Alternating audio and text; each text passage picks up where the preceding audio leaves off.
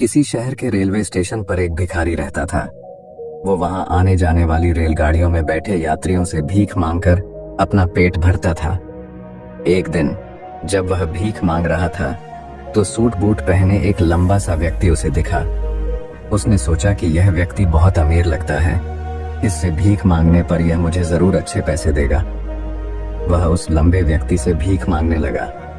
भिखारी को देखकर उस लंबे व्यक्ति ने कहा, तुम हमेशा मांगते ही रहते हो, क्या कभी किसी को कुछ देते भी हो?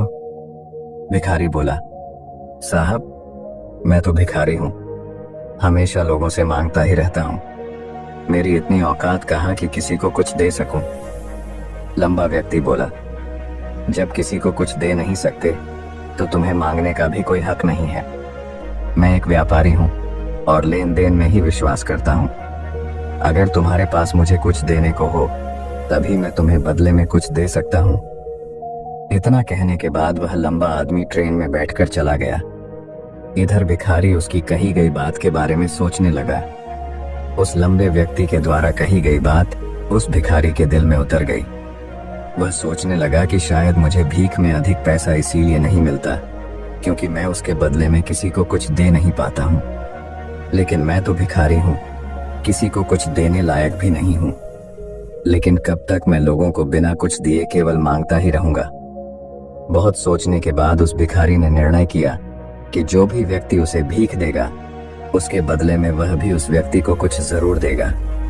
लेकिन अब उसके दिमाग में यह प्रश्न चल रहा था कि वह खुद भिखारी है तो भीख के बदले में वह दूसरों को क्या दे सकता है।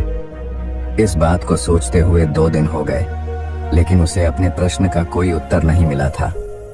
तीसरे दिन जब वह स्टेशन के पास बैठा हुआ था तभी उसकी नजर कुछ फूलों पर पड़ी जो स्टेशन के आसपास के पौधों पर खिल रहे थे। उसने सोचा, क्यों ना मैं लोगों को भीख के बदले कुछ फूल दे दिया करूं। उसको अपना यह विचार अच्छा लगा और उसने वहां से कुछ फूल तोड़ लिए। अब वह ट्रेन में भीख मांगने पहुंचा।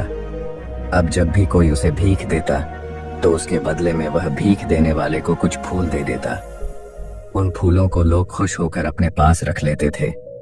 अब भिखारी रोज फूल तोड़ता और भीख के बदले में उन फूलों को लोगों में बांट देता था। कुछ ही दिनों में उसने महसूस किया कि अब उसे बहुत अधिक लोग भीख देने लगे हैं। वह स्टेशन के पास के सभी फूलों को तोड़ लाता था।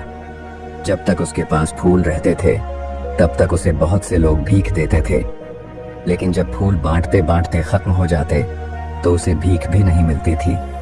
अब रोज ऐसा ही चलता रहा।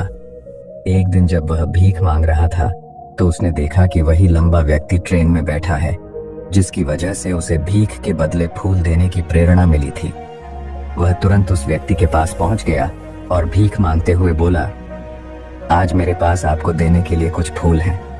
आप मुझे भीख दीजिए तो बदले में मैं आपको कुछ फूल दूंगा। उस लंबे व्यक्ति ने उसे भीख के रूप में कुछ पैसे दे दिए और भिखारी ने कुछ फूल उसे दे दिए। उस लंबे व्यक्ति को यह बात बहुत पसंद आई। वह बोला, वाह क्या बात है, आज तुम भी मेरी तरह एक व्यापारी बन गए हो। इतना कहकर फूल लेकर वह लंबा व्यक्ति अपने स्टेशन पर उतर गया। लेकिन उस लंबे व्यक्ति द्वारा कही गई बात एक बार फिर से उस भिखारी के दिल में उतर गई।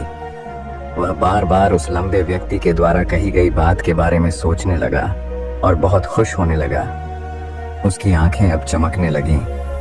उसे लगने लगा कि अब उसके हाथ सफलता की वह चाबी लग गई है जिसके द्वारा वह अपने जीवन को बदल सकता है। वह तुरंत ट्रेन से नीचे उतरा और उत्साहित होकर बहुत तेज आवाज में ऊपर आसमान की तरफ देखकर बोला, मैं भिखारी नहीं हूं, मैं तो एक व्यापारी हूं, मैं भी अमीर बन सकता हूं।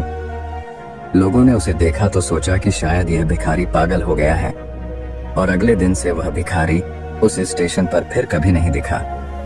लेकिन 6 महीने बाद इसी स्टेशन पर 2 व्यक्ति सूट बूट पहने हुए यात्रा कर रहे थे। दोनों ने एक दूसरे को देखा तो उनमें से एक ने दूसरे से हाथ मिलाया और कहा, क्या आपने मुझे पहचाना? दूसरा व्यक्ति बोला, नहीं, क्योंकि मेरे हिसाब से हम लोग पहली बार मिल रहे हैं। पहला व्यक्ति बोला, नहीं, आप याद कीजिए, हम पहली बार नहीं बल्कि तीसरी बार मिल रहे हैं। दूसरा व्यक्ति बोला, मुझे याद नहीं, वैसे हम पहले 2 बार कब मिले थे? अब पहला व्यक्ति मुस्कुराया और बोला, हम पहले भी 2 बार इसी ट्रेन में मिले थे। मैं वही भिखारी हूँ जिसको आपने पहली मुलाकात में बताया कि मुझे जीवन में क्या करना चाहिए, और दूसरी मुलाकात में बताया कि मैं वास्तव में कौन हूँ। दूसरा व्यक्ति मुस्कुराया और अचंभित होते हुए बोला, ओह, याद आया, तुम वही भिखारी हो जिसे मैंने एक बार भीख देने से मना कर दिया था और दूसरी बार मैंने तुमसे कुछ फूल खरीदे थे। लेकिन आज तुम ये सूट बूट में कहाँ जा रहे हो और आजकल क्या कर रहे हो? तब पहला व्यक्ति बोला, हाँ, मैं वही भिखारी हूँ, लेकिन आज मैं फूलों का एक बहुत बड़ा व्यापारी हूँ और इसी व्यापार के काम से ही दूसरे शहर जा रहा हूँ। कुछ देर रुकने के बाद वह फिर बोला, आपने मुझे पहली मुलाकात में प्रकृति का वह नियम बताया था जिसके अनुसार हमें तभी कुछ मिलता है जब हम कुछ देते हैं। लेन देन का यह नियम वास्तव में काम करता है। मैंने यह बहुत अच्छी तरह महसूस किया है, लेकिन मैं खुद को हमेशा भिखारी ही समझता रहा। इससे ऊपर उठकर मैंने कभी सोचा ही नहीं। और जब आपसे मेरी दूसरी मुलाकात हुई तब आपने मुझे बताया कि मैं एक व्यापारी बन चुका हूँ। अब मैं समझ चुका था कि मैं वास्तव में एक भिखारी नहीं बल्कि व्यापारी बन चुका हूँ। मैंने समझ लिया था कि लोग मुझे इतनी भीख क्यों दे रहे हैं, क्योंकि वह मुझे भीख नहीं दे रहे थे बल्कि उन फूलों का मूल्य चुका रहे थे। सभी लोग मेरे फूल खरीद रहे थे क्योंकि इससे सस्ते फूल उन्हें कहाँ मिलते। मैं लोगों की नजरों में एक छोटा व्यापारी था, लेकिन मैं अपनी नजरों में एक भिखारी ही था। आपके बताने पर मुझे समझ आ गया कि मैं एक छोटा व्यापारी हूँ। मैंने ट्रेन में फूल बांटने से जो पैसे इकट्ठे किए थे उनसे बहुत से फूल खरीदे और फूलों का व्यापारी बन गया। यहाँ के लोगों को फूल बहुत पसंद है और उनकी इसी पसंद ने मुझे आज फूलों का एक बहुत बड़ा व्यापारी बना दिया। दोनों व्यापारी अब खुश थे और स्टेशन आने पर साथ उतरे और अपने अपने व्यापार की बात करते हुए आगे बढ़ गए। दोस्तों, इस कहानी से हमें बहुत कुछ सीखने को मिलता है। कहानी में लंबा व्यापारी गिव एंड टेक के नियम को बहुत अच्छी तरह जानता था। दुनिया के सभी बड़े व्यापारी इसी जीवन के नियम का उपयोग करके सफल हुए हैं। इस फॉर्मूले को उसने भिखारी को भी बताया। भिखारी ने इस प्राकृतिक नियम को अपना लिया और इसका असर उसके जीवन में साफ दिखाई देने लगा।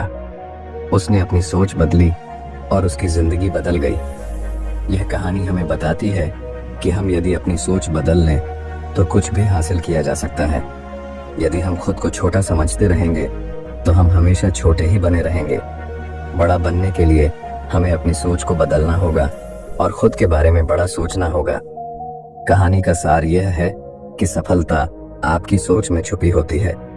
खुद का आत्मसम्मान जगाइए, अपनी सोच को बड़ा बनाइए और देखिए कैसे आप सफलता के शिखर पर पहुंच जाते हैं।